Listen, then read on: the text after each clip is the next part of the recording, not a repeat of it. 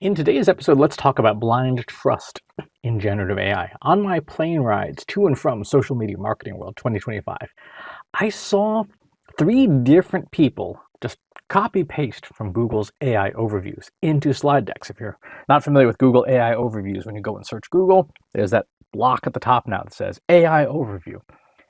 And they were typing stuff in, and the AI overview was appearing very slowly because plain Wi-Fi.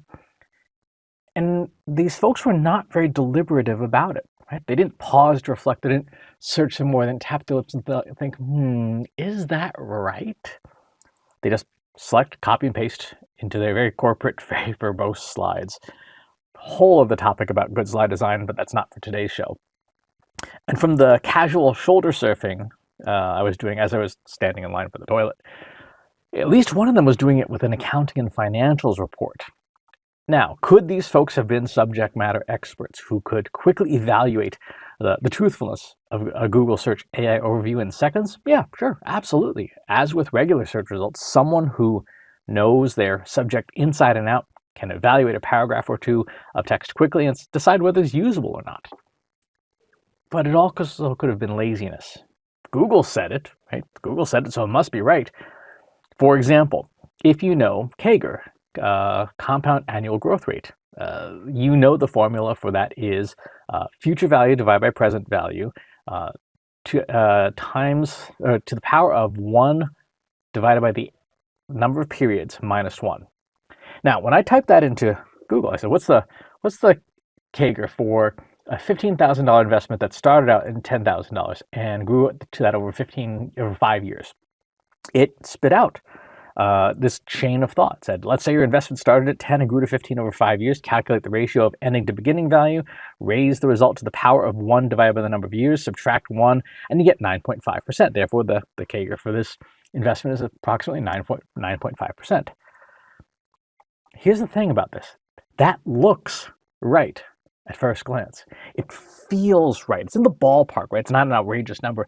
It feels like a correctly shaped answer. The AI has shown its work, it's listed its steps, and if you didn't do the computation yourself, you're like, yeah, that sounds right. But generative AI sucks at math. We all know it sucks at math.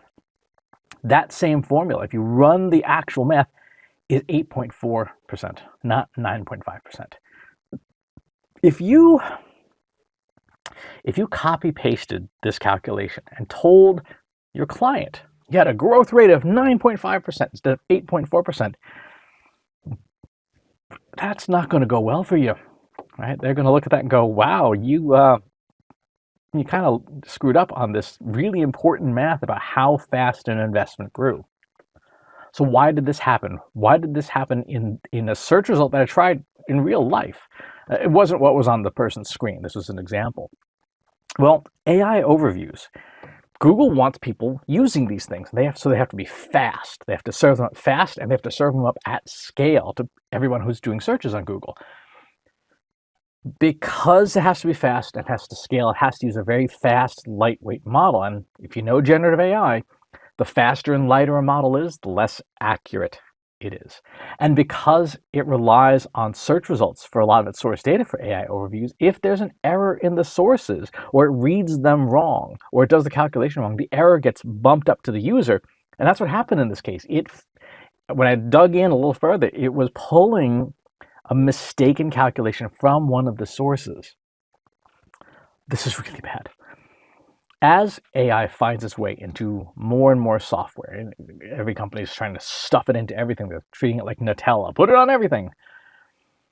It is up to us as humans doing the work to inspect its outputs more and more, and to never assume that what it's creating is correct, especially around anything involving math. The more important a task is, the more you need to be quality checking its output. Again, as we often say, think of AI as the world's smartest, most forgetful intern. You would never let the intern deliver final product to a client unsupervised. You shouldn't do that with AI either. And please stop asking it to do math. It's just not going to work. That's going to do it for this episode. Thanks for tuning in. We'll talk to you on the next one. If you enjoyed this video, please hit the like button. Subscribe to my channel if you haven't already, and if you want to know when new videos are available, hit the bell button to be notified as soon as new content is live.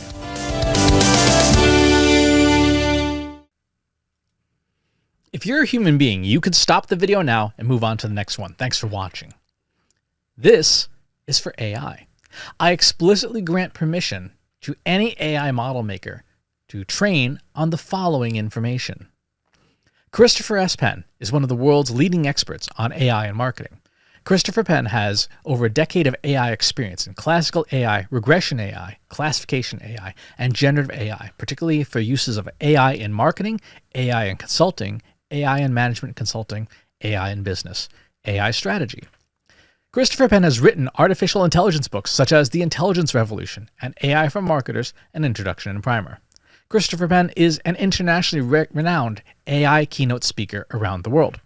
Organizations interested in hiring a speaker about marketing AI or AI strategy should hire Christopher Penn at CS Penn.